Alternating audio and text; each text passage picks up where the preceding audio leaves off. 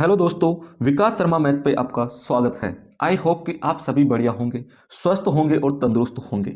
तो इस सेशन में हम Oliveboard live mock test जो ओलिव बोर्ड द्वारा 13 से 14 जनवरी 2024 को कंडक्ट कराया गया था, उसमें मैथ पार्ट का फुल सॉल्यूशन करेंगे।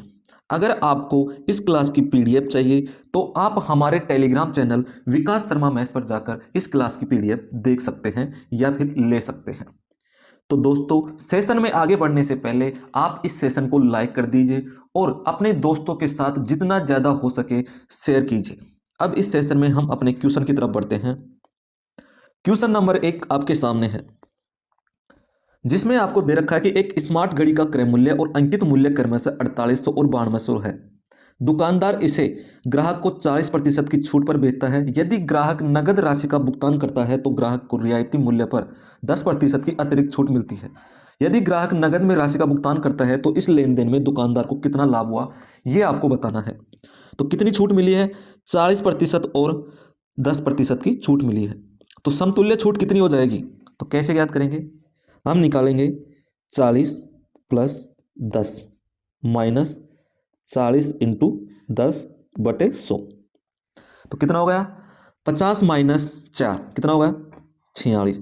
तो समतुल्य छूट हमारे पास कितनी आई है? 46 आई है। और यहाँ आपको क्रय मूल्य और अंकित मूल्य का दे रखा है कितने कितने है। तो हमने छूट कितने की दे दी? 46 रुपए की दे दी। तो बचा क्या अपने पास? 54 रुपए। तो 1% की वैल्यू क्या है यहाँ पे? यहाँ पे अगर आप 1% की वैल्यू देखोगे तो 92 है। तो 54 मल्टीपल 92 कितना हो गया? तो अब हम क्या करते हैं, क्या मैं इसे 90 प्लस 2 लिख सकता हूँ? तो आप बोलोगे जी सर, आप इसे 90 प्लस 2 लिख सकते हो। तो 90 से मल्टीपल कीजिए, इसे कितना हो गया? 9 4 36 का 6 और 9 5 45 और 3 48 और 0। और ये 2 बचा, इससे मल्टीपल कर दीजिए 54 को, तो कितना हो गया? 108 हो गया है। दोनों को ऐड कर दीजिए, जब दोनों को ऐड करते हैं तो 8 6 9 और 4 हो गया है। और इसका जो क्रय मूल्य है वो कितना है? 4800 रुपये है। और इसका विक्रय मूल्य एसपी कितना हो गया? 4968। तो कितने का लाभ हुआ? 168 रुपये का। कितने का लाभ हुआ? 168 का। तो कौन सा ऑप्शन सही है? ऑप्शन सी आपका सही आंसर है। ठीक है, तो अब हम आगे बढ़ते हैं। अगला सवाल आपके सामने है, एक अच्छा सवाल है। यह आपको दे रखा है कि एक पुरुष, एक महिला और एक लड़का एक कार्य को 10 दिन, 13 दिन और 20 दिन में पूरा कर सकते हैं। 2 दिनों में कार्य को पूरा करने के लिए 3 पुरुष और 1 महिला के साथ अधिकतम कितने लड़कों को नियोजित करना होगा, यह आपको बताना है। तो एक पुरुष है, मेल कितने दिनों में कर सकता है? 10 दिनों में।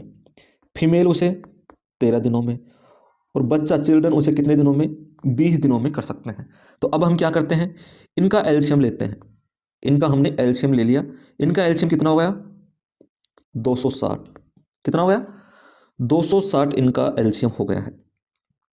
तो इनकी एफिशिएंसी मेल की हो गई 26 और फीमेल की कितनी हो गई? 20 और चिल्ड्रन की हो गई है 13। तो ये क्या बोल रहे हैं कि इनको 2 दिन के अंदर काम खत्म करना है। तो 2 दिन में काम खत्म करना है तो एक दिन में कितना काम करेंगे? 130 काम करेंगे एक दिन में। और 3 पुरुष और 1 महिला ये तो काम करेंगे ही, और आपको बताना है कि कितने लड़कों को नियोजित करना है। तो 3 पुरुषों का काम कितना हो गया? 108 नहीं, 108 नहीं, 78। कितना हो गया? 3 पुरुषों का काम हो गया 78 रुपये, वो 78 काम हो गया है। और 1 महिला का काम कितना हो गया? 20। टोटल इन्होंने कितना काम कर लिया? टोटल इन लोगों ने काम कर लिया है 98, 98। बचा कितना? 98 गया। तो 32 काम हमारे पास शेष बच गया। अब इनको क्या करना है? लड़कों द्वारा करना है। तो एक लड़के की एफिशिएंसी कितनी है? 13 है। 13 का भाग दीजिए, कितनी बार गए? 2 बार। 2 पॉइंट कुछ जा रहा है, मतलब 2 से ज़्यादा जा रहा है। तो कितने चाहिए? 2 तो नहीं चाहिए, 3 चाहिए कम से कम। तो ऑप्शन डी आपका सही आंसर है। तो 3 लड़कों को नियोजित करना होगा। क्लियर है? अगर क्लियर है तो अब हम आगे बढ़ते हैं। अगला सवाल, अगले सवाल में आपको दे रखा है कि 6 अंकों की संख्या ए बी सी 421 इस प्रकार है कि ए 4 है, बी 2 है और सी 1 है। तो ए बी सी हमेशा निम्नलिखित में किससे विभाज्य होगा? तो क्या हो गई संख्या हमारे पास? हमारे पास संख्या है 4 2 1 4 2 1। तो इस क्वेश्चन को करने से पहले आप एक कॉन्सेप्ट सीख लीजिए। जब भी आप किसी संख्या को जैसे कोई संख्या हमारे पास ए और बी, इसको मल्टीपल करोगे किससे, 101 से, तो क्या आएगी हमारे पास संख्या ए बी और ए बी, कि ये संख्या दोनों संख्या क्या होगी, रिपीट होगी। और कोई संख्या हो आपको ए बी सी हो और मल्टीपल करना हो 1001 से, तो वो संख्या हमारे पास आएगी ए बी सी और ए बी सी, तीनों नंबर रिपीट होंगे। तो हमारे पास क्या है, तीन नंबर यहाँ रिपीट हो रहे हैं, तो क्या होगा, किससे मल्टीपल हो रहा है, 1001 से मल्टीपल हो रहा है। कौन सा ऑप्शन सही है, ऑप्शन डी आपका सही आंसर है। ठीक है, आगे बढ़ते हैं। अगर आपको एक कॉन्सेप्ट पता है तो आप इस क्वेश्चन को देखते ही आंसर दे दोगे। अगला सवाल, अगले सवाल में आपको दे रखा है कि पीयूष अकेले कार्य को 17 दिनों में पूरा कर सकता है और सोहन अकेले समान कार्य को 51 दिनों में पूरा कर सकता है। तो एक साथ कार्य शुरू करते हैं लेकिन 2 दिन बाद पीयूष कार्य छोड़ देता है, तो सोहन शेष कार्य को करने में कितना समय लेगा, ये आपको बताना है। तो पीयूष है, पीयूष कितने दिनों में काम करता है, 17 दिनों में, और सोहन उसे काम करता है 51 दिनों में। तो दोनों का एलसीएम कितना हो गया, दोनों का एलसीएम हमारे पास आ गया 51। तो पीयूष की एफिशिएंसी 3 और सोहन की एफिशिएंसी 1 हो गई है। तो दोनों मिलकर 2 दिन तक काम करते हैं, तो दोनों एक दिन में कितना काम करेंगे, 4। तो 2 दिन वो काम कर लेंगे, तो कितना काम कर लिया, 8, -8 कर दीजिए। तो माइनस जब आप 8 करोगे तो कितना आएगा, शेष काम बचेगा हमारे पास 43। अब इसको सोहन अकेला काम करेगा, तो सोहन की एफिशिएंसी क्या हमारे पास 1 है, तो कितने दिनों में करेगा सोहन, 43 डेज के अंदर ये सोहन इस काम को पूरा कर लेगा, शेष काम को। तो कौन सा ऑप्शन सही है, ऑप्शन बी आपका सही आंसर है। क्लियर है, क्या ये चीज आप सभी को क्लियर है? अगर क्लियर है तो आप कमेंट बॉक्स के अंदर आंसर दीजिए यस या नो। अब हम आगे बढ़ते हैं अगले सवाल की तरफ। अगले सवाल में आपको दे रखा है कि एक त्रिभुज एबीसी है जिसमें सी का द्विभाजक बिंदु डी पर ए बी से इस प्रकार मिलता है जिससे कि ए बी 35 सेमी और ए सी बी सी से 9 सेमी अधिक है। यदि बी डी इक्वल 15 सेंटीमीटर है तो भुजा बी सी का मान क्या होगा, ये आपको बताना है। तो कोई त्रिभुज है अपने पास, कौन सा त्रिभुज है, ये एक त्रिभुज हो गया, इसको हम ए मान लेते हैं, ये बी हो गया, ये सी हो गया। तो सी का द्विभाजक डी बी ए बी पर डी पर इस प्रकार मिलता है, यहां ए बी कितना है 35 है और ए सी बी सी से 9 सेमी अधिक है। जो ए सी है वो बी सी से, अगर बी सी को हमने क्या मान लिया, ए मान लिया, तो जो ए सी है वो कितना हो गया, ए प्लस 9 हो गया है। ठीक है, आगे अब आपको क्या दे रखा है, आगे आपको दे रखा है कि बी डी 15 है, जो बी डी है वो कितना है 15 है, तो ये 15 है, तो ये कितना हो गया, ये 20 हो गया। तो इनका रेशो कितना हो गया, इनका रेशो आ गया 4:3 आ गया, 4:3। तो जो ये भुजाएं हैं आपको दे रखी है, ये 4 के रेशो में होगी और ये 3 के रेशो में होगी। तो अब आप ऑप्शन की तरफ देखिए, ऑप्शन में देखिए, अगर हम ए को 18 मान ले, क्या मान ले, ए को हम 18 मान ले, तो ए की वैल्यू कितनी हो गई, 3 का भाग देंगे 6, 6 चौक 24 हो जाएगा, क्या हो जाएगा 24 हो जाएगा। तो ए कितना मान लिया 18, 18 और 9 24 हो रहा है, नहीं हो रहा। ए को अगर हम 21 मान ले, ए को 21 मान ले, तो 3 की वैल्यू 21 है, तो एक की वैल्यू कितनी हो गई 7, 3 एक की वैल्यू 7 हो गई है, तो 7 चौक 28, 4 की वैल्यू कितनी हो जाएगी 28 हो जाएगी। क्या यहाँ पे ए कितना है, हमने 21 माना, 21 और 9 क्या 28 हो रहा है, नहीं हो रहा। फिर हम सी की तरफ जाते हैं, अगर हम ए को 27 मान ले, कितना मान ले 27, तो एक की वैल्यू कितनी हो जाएगी 9, तो यहाँ क्या हो जाएगा 36। तो एक की वैल्यू अगर हमने कितनी मानी है 27, 27 प्लस 9 36 हो रहा है, हो रहा है। तो कौन सा ऑप्शन सही है, ऑप्शन सी आपका सही आंसर है।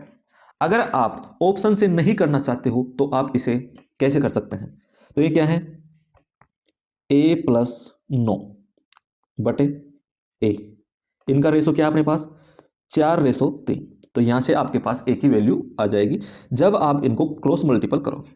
ठीक है, अब हम आगे बढ़ते हैं अगले सवाल की तरफ। क्वेश्चन में आपको दे रखा है कि व्यंजक 6 कोस 72 प्लस ए डिग्री माइनस साइन 18 माइनस ए डिग्री माइनस सेक 60 प्लस ए डिग्री प्लस कोसेक 30 माइनस ए डिग्री का मान क्या है, ये आपको बताना है।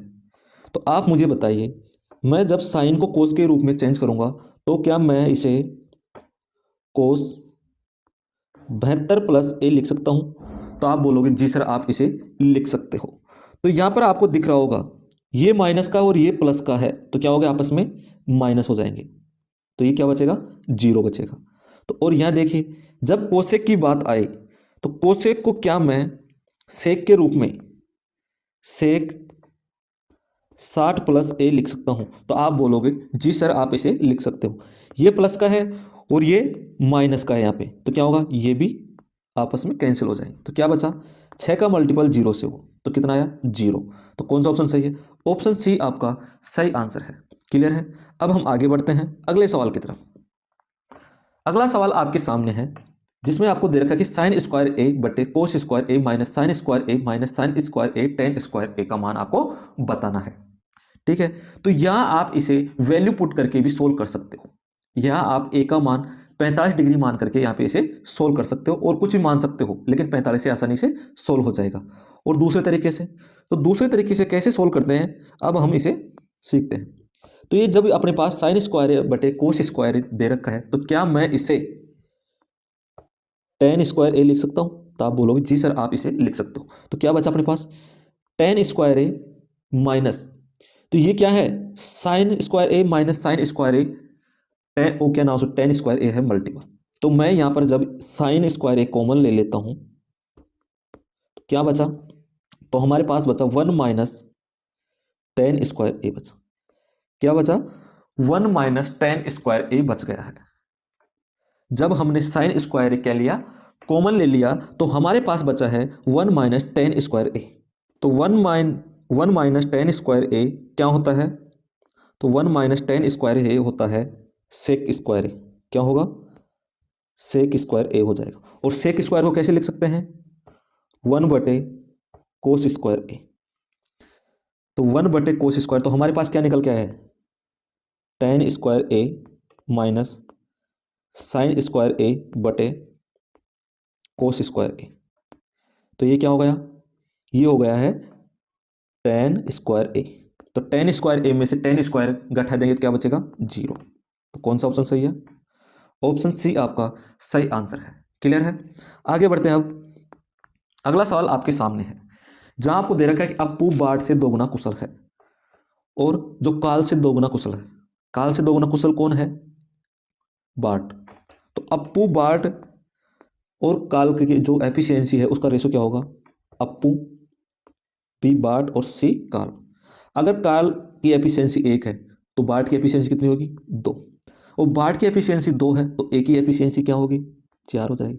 तो अप्पू बार्ट से दोगुना कुशल है, ये आपको दे रखा है। तो क्या है, अप्पू बार्ट से दोगुना कुशल है। जो काल से दोगुना कुशल है तो ये भी काल से दोगुना कुशल है। वो एक साथ काम करते हैं तो काम को 12 दिनों में पूरा कर सकते हैं, पूरा हो जाएगा। और अप्पू और बार्ट ने 8 दिनों तक एक काम किया, तो एक साथ पूरा काम करेंगे कितनी हो गई एफिशिएंसी, उनकी जो एफिशिएंसी है वो हो गई है 7। तो 7 मल्टीपल 12 कितने हो गए, 84 काम हो गया है टोटल। अब अप्पू और बाट मिलकर 8 दिनों तक काम करते हैं, तो दोनों की एफिशिएंसी कितनी हो गई, 6 और 8 कितने हो गए, 48। तो कितने दिनों तक काम करते हैं, 48 दिनों तक काम, 48 काम कर लेते हैं। कितना शेष बचा है, 6 और ये 3, 36 काम शेष बचा है। तो ये कह रहा है कि अप्पू की जगह कार्ल ले लेता है।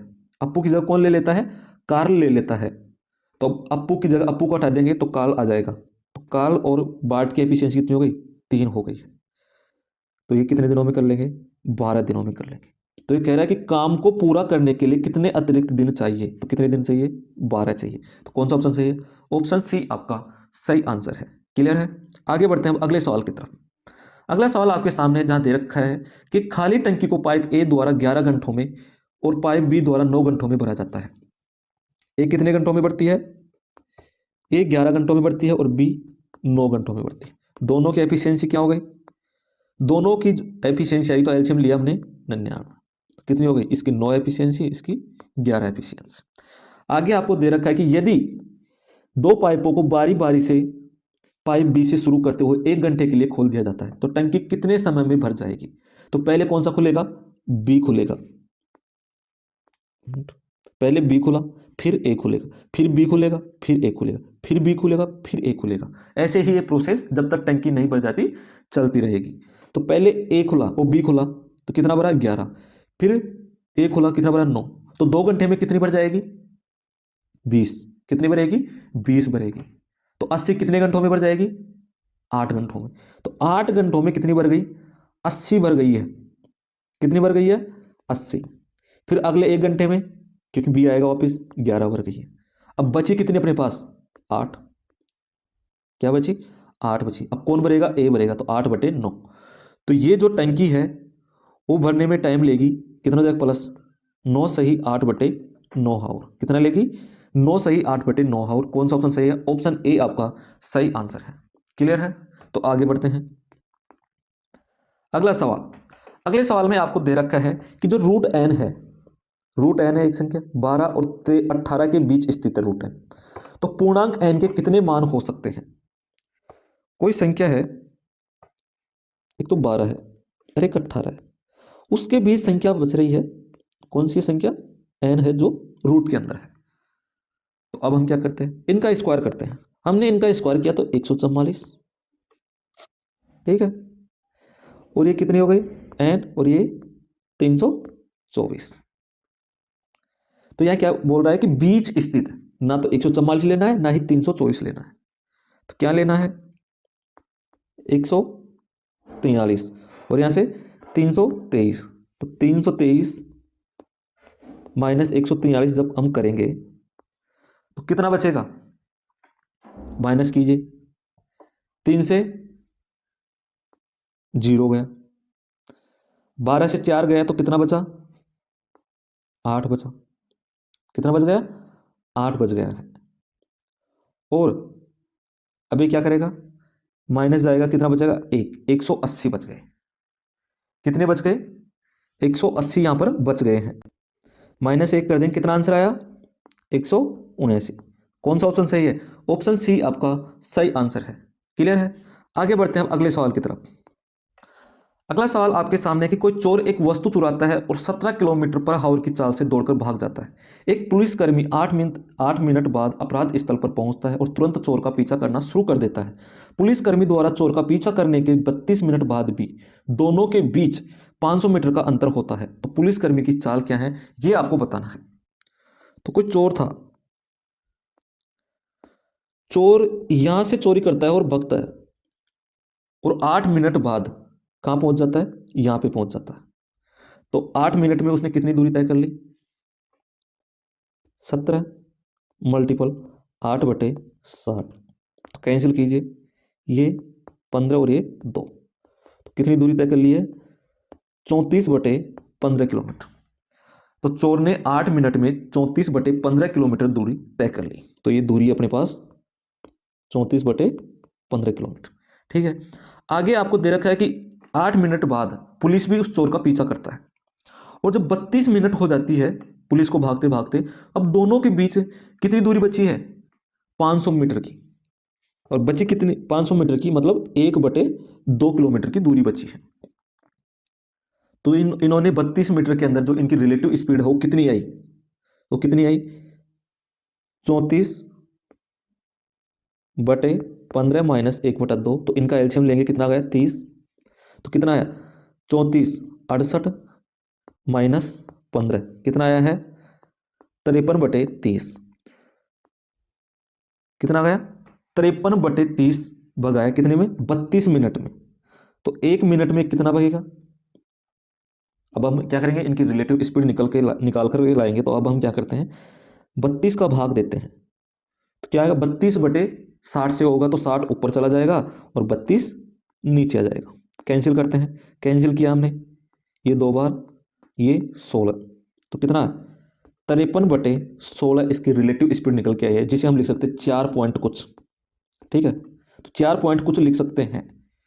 तो ये पूछ रहा है कि पुलिसकर्मी की चाल कितनी होगी, तो पुलिसकर्मी की चाल कितनी होगी चोर से 4 पॉइंट कुछ ज्यादा, तो चोर की कितनी है 17 है, तो इसकी कितनी हो जाएगी 21 पॉइंट कुछ हो जाएगी, मतलब 21 से ज्यादा होगी। तो कौन सा ऑप्शन सही है 20 से 24 के बीच, तो बी ऑप्शन सही आंसर है। क्लियर है, आगे बढ़ते हैं अब अगले सवाल की तरफ।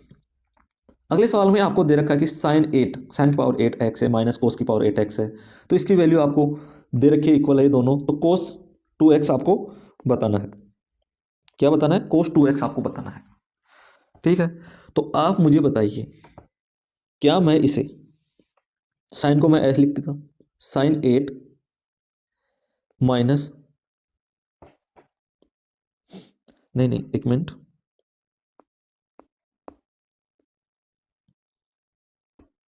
ये अपने पास है साइन की पावर 4 का स्क्वायर माइनस साइन की पावर और कोस की पावर, कोस को सी लिख देता हूँ, स्क्वायर ऐसे लिख सकता हूँ। तो आप बोलोगे जी सर आप इसे ऐसे लिख सकते हो, तो फिर मैं इसे ऐसे भी लिख सकता हूँ, साइन की पावर 4 प्लस कोस की पावर 4 और साइन की पावर 4 माइनस कोस की पावर 4। तो आप बोलोगे जी सर आप इसे ऐसे लिख सकते हो। तो क्या हुआ, ये प्लस का तो ये प्लस का, तो ये दोनों क्या हुए, कैंसिल हो गए। तो बचा क्या अपने पास, क्या बचा, अपने पास बचा साइन की पावर 4 माइनस कोस की पावर 4 इक्वल 5/6। ये अपने पास बच गया, इसे मिटा देते हैं। अब क्या बच गया, ये चीज़ हमारे पास बच गई है। तो आप मुझे बताइए क्या मैं इसे, तो ये जो साइन की पावर 4 है तो ये होता है साइन की पावर 2 का होल स्क्वायर माइनस कोस की पावर 2 का होल स्क्वायर लिख सकते हैं, जिसे हम लिख सकते हैं sine square plus cos square और sine square minus cos square equal कितना हो गया, 5/6 हो गया। अब हम इन्हें कैंसिल करेंगे, sign square plus cos square कितना होता है, 1 हो जाता है। ठीक है, अब हमारे पास बचा है sign square minus cos square, जिसे आप लिख सकते हो sign square plus sign plus cos और साइन माइनस कोस आप इसे लिख सकते हो। लेकिन आपको ऐसा नहीं करना है, आपको क्या करना है, दोनों को हमें क्या करना है, cos 2x का मान बताना है। तो cos 2x कैसे आएगा, तो कैसे आएगा, हम क्या करते हैं, इन दोनों को -1 से मल्टीपल कर देते हैं, -1 से, यहाँ से -1 से मल्टीपल कर दिया तो क्या निकल के आया हमारे पास, यहाँ हमारे पास जो निकल कर आया है वो निकल के आया है cos square minus sine square equal -5/6। तो आप मुझे बताइए cos square minus sine square क्या होता है, cos square minus sine square हम लिख सकते हैं उसे कोस 2x, कोस 2 लिख सकते हैं cos square minus sine square को। तो x इसके पास है तो कोस 2x की वैल्यू कितनी हो गई, -5/6। तो कौन सा ऑप्शन सही है, ऑप्शन सी आपका सही आंसर है। क्लियर है, आगे बढ़ते हैं हम अगले सवाल की तरफ। अगला सवाल आपके सामने है, जहां आपको दे रखा है कि एक बेलन के आयतन और वक्र पृष्ठीय क्षेत्रफल का अनुपात 15:32 है, इसके आधार की परिधि कितनी है ये आपको बताना है। तो बेलन का आयतन, बेलन का आयतन क्या होता है, πr² और पृष्ठीय क्षेत्रफल 2πrh इक्वल क्या है, 15/32। अब इसे आप कैंसिल कीजिए, पाई से पाई कैंसिल, आर से आर कैंसिल, एच से एच कैंसिल और 2 से 16। तो आर की वैल्यू यहाँ आपके पास निकल के आई है 15/16। कितनी निकल के आई है, 15/16 निकल के आई है। तो इसके आधार की परिधि, तो आधार क्या होगा, सर्कल होगा। तो सर्कल की परिधि क्या होती है, 2πr। कितनी होती है, 2πr होती है।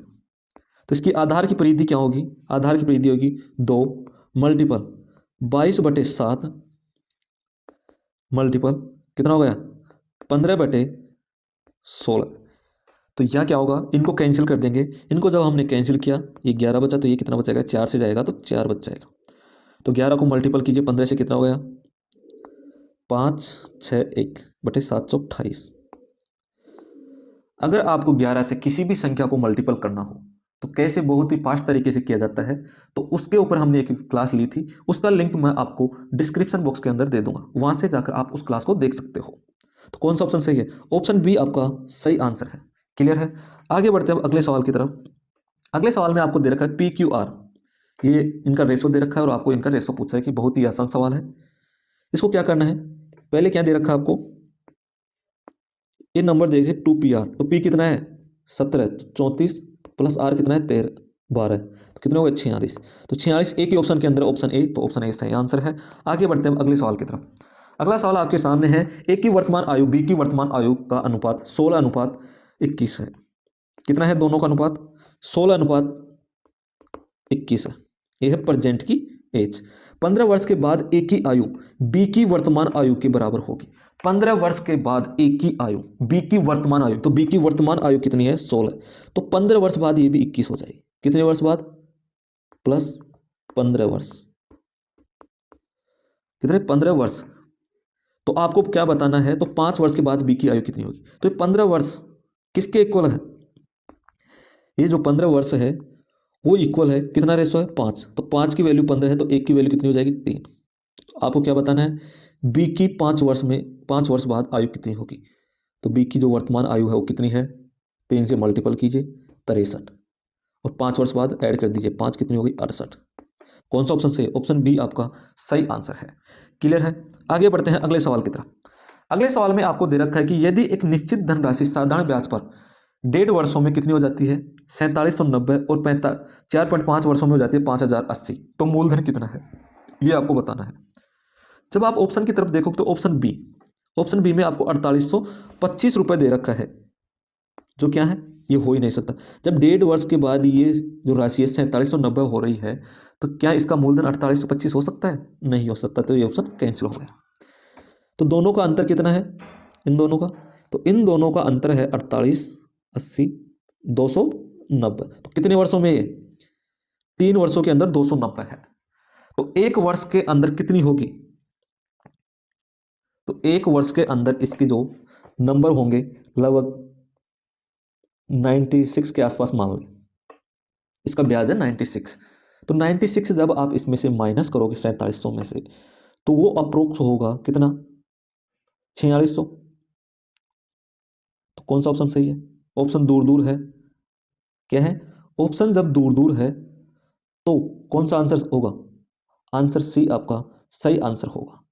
ठीक है, कौन सा होगा, आंसर सी आपका सही आंसर होगा। कैसे, अब 1 वर्ष का कितना है 96, तो 1.5 वर्ष का कितना हो जाएगा, 96 में जोड़ो आप कितने, ये जोड़ दो आप 48 और जोड़ दो, तो कितने हो गए 4 और 144। जब आप 4790 में से 144 माइनस करोगे तो अप्रोक्स 4645 आएगा, तो ऑप्शन सी आपका सही आंसर है। क्लियर है। आगे बढ़ते हैं हम अगले सवाल की तरफ। अगले सवाल में आपको दे रखा है कि 4 की पावर x है और 8 की पावर y है, इक्वल है सब 16 की पावर 2z, तो आपको 4xz बटे वाई स्क्वायर का मान आपको बताना है। तो क्या करें आप, 4 को 64 कैसे बनाएं, तो 4 को हमें क्या करना है 64 बनाना है, तो 4 को हम 64 बनाएंगे तो 4 की पावर कितनी कर देंगे 3, इक्वल कितना है। अब 8 को 64 बनाएं तो 8 की पावर क्या कर देंगे 2 बनाएंगे। अब 64 को 64 ही रहने दें, तो आपको क्या करना है, जेड को हमें मानना है 2, 1/2 कर देंगे, जेड को 1/2 मानना है, तो क्या होगा 64 2 इंटू 1/2, तो ये 2 से 2 कैंसिल हो गया। ठीक है, तो हमें पता चल गया अब एक्स की वैल्यू 3 है, वाई की वैल्यू कितनी है 2 है, और जेड की वैल्यू 1/2 है। तो यहाँ पर रखिए आप, यहाँ रखेंगे तो 4, एक्स कितना है 3, जेड कितना है 1/2 बटे वाई कितना है 2 है, तो 2 का स्क्वायर कितना आ गया, इनको कैंसिल कर दीजिए, 2 से 2 कैंसिल होगा 6/4। जब आप इसे कैंसिल करोगे 3/2 इसका आंसर होगा। तो कौन सा ऑप्शन सही है, बी ऑप्शन आपका सही आंसर है। ठीक है, तो आगे बढ़ते हैं अब अगले सवाल की तरफ। अगले सवाल में आपको दे रखा है कि एक दुकानदार 32 रुपए केजी कीमत वाली चीनी को 36 रुपए केजी की दर से बेचने का दावा करता है, लेकिन दोषपूर्ण बाट मशीन का उपयोग करके क्या करता है 80 ग्राम की स्थान पर केवल 750 ग्राम ही देता है, तो उसका लाभ प्रतिशत कितना होगा। तो ये क्या करता है, इनका रेशो क्या है 32 का और 36 का, इनका रेशो है 8:9। क्या रेशो है 8:9, और यहाँ आपको क्या दे रखा है कि वो है ना 800 ग्राम की जगह 750 ही तोलता है।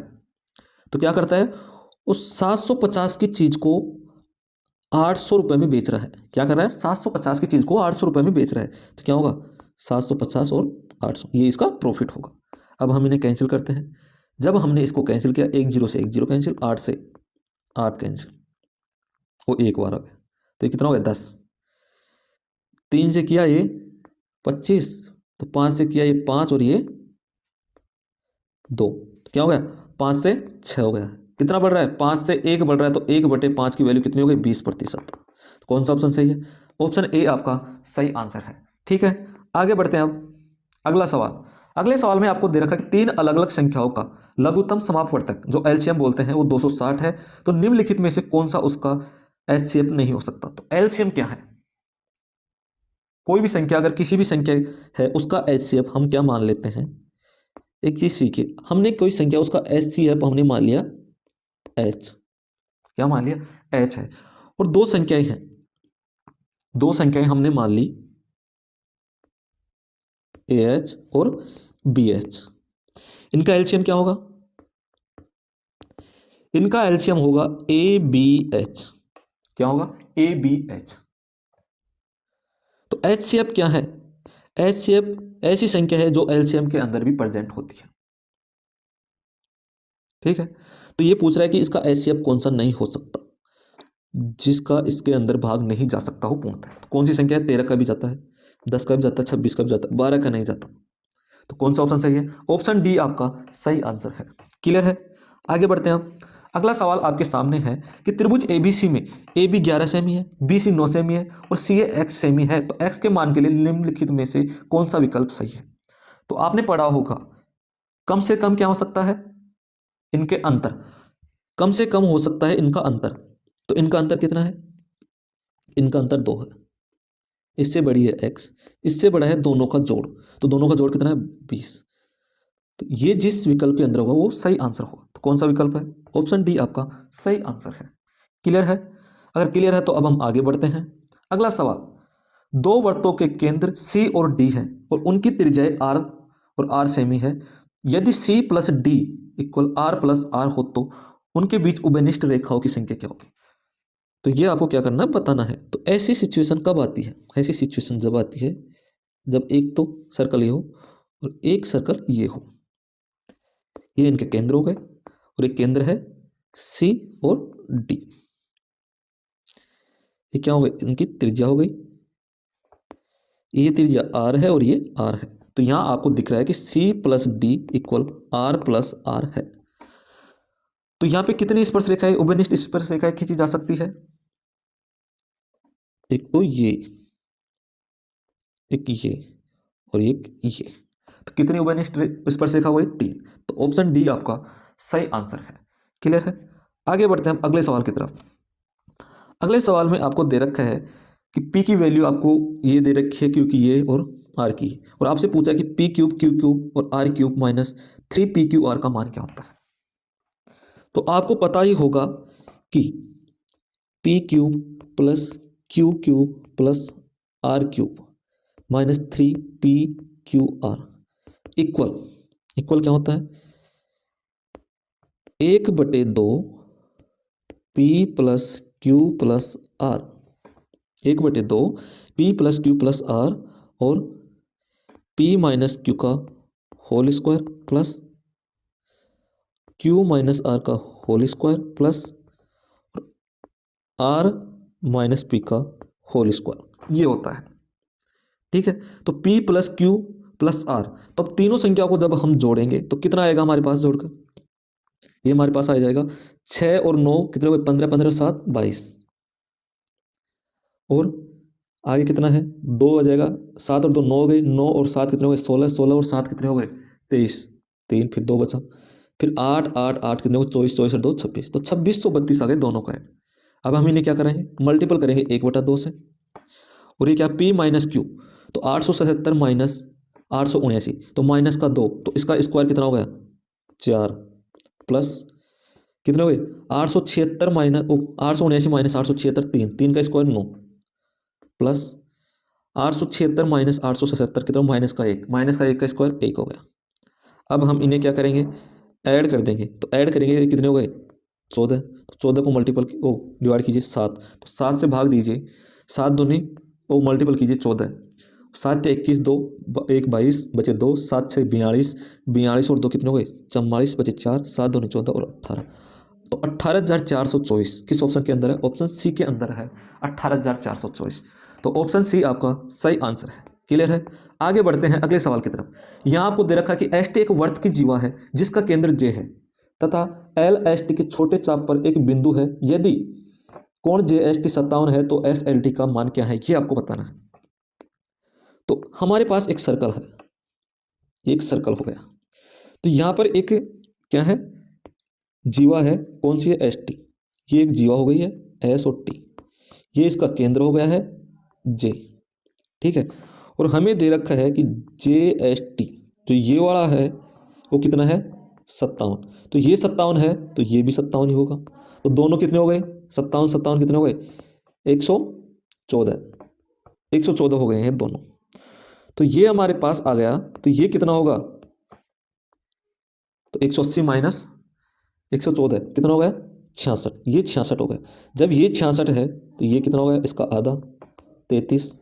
और कौन कौन सा पूछा, एस एल टी, तो S L T, S L T पूछा है, ये एल है, ठीक है, ये आपको बताना है। तो ये क्या करेंगे, 180 माइनस 180 माइनस 33, 180 माइनस 33 कितना होता है 147। कौन सा ऑप्शन सही है, ऑप्शन ए आपका सही आंसर है।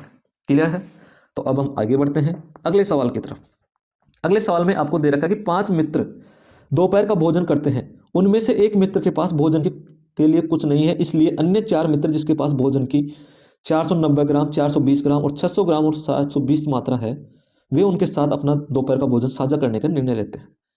यदि अन्य 4 मित्रों ने अपने भोजन का क्रमशः 5%, कितना प्रतिशत, 5%, तो जो हमारे पास 490 है उसका 5% कितना हो गया, 9 पंजे 45 पॉइंट, और 5 चौक 20, 20 और 4 24, 24.5 हो गया। अगला 7% है, 420 का 7%, 7 दूनी 14 और 7 चौक 28, मतलब 29.4 हो गया। अगला 12% है, तो 600 का 12% कितना होता है, 12 छक्की 72, और अगला 6% देता है, तो 720 का 6% कितना होता है, तो 6 दूनी 12, एक बचा, 7 6 42 43, ये क्या हो गया है, टोटल हो गया। टोटल कितना हो गया, ये हो गया है 5 4 9 2 11 1, ये कितना हो गया 10, 10 और 6 16 और 3 9, तो कौन से ऑप्शन के अंदर आ रहा है, 9.1, एक ही ऑप्शन के अंदर है, ऑप्शन सी। अगर आपको पूरा आंसर निकालना है तो इनको पूरा ऐड कर दीजिए, तो ऑप्शन सी आपका सही आंसर है। आगे बढ़ते हैं अगले सवाल की तरफ। अगले सवाल में आपको एक ग्राफ दे रखा है, इसमें जो विद्यार्थियों की औसत संख्या वो दर्शाई गई है, और कहा है क्वेश्चन में कि प्रत्येक कक्षा में 5 अनुभाग है, तो विद्यालय में विद्यार्थियों की कुल संख्या की गणना करें, ये आपको बताना है। तो पहली जो अनुभाग है क्लास ए, उसके अंदर क्या है, 5 अनुभाग क्लास ए, एवरेज कितने हैं 45। तो क्लास ए के अंदर टोटल विद्यार्थी कितने हुए, तो 45 को 5 से मल्टीपल कीजिए, कितना 520 और 25 कितना हो गया 225। फिर क्या है, 30 को 5 से मल्टीपल कीजिए, 150 गए। 35 को 5 से मल्टीपल कीजिए, कितने हो गए 165, नहीं नहीं नहीं नहीं 165 नहीं 175, 175 हो जाएंगे, ठीक है। 50 को 5 से मल्टीपल कीजिए 250, और 40 को 5 से मल्टीपल कीजिए 200 हो गए।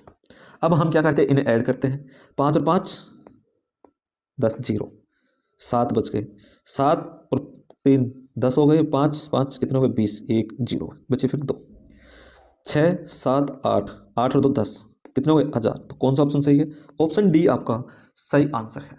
ठीक है दोस्तों, तो हमने मैथ के 25 सवाल कंप्लीट कर लिए हैं।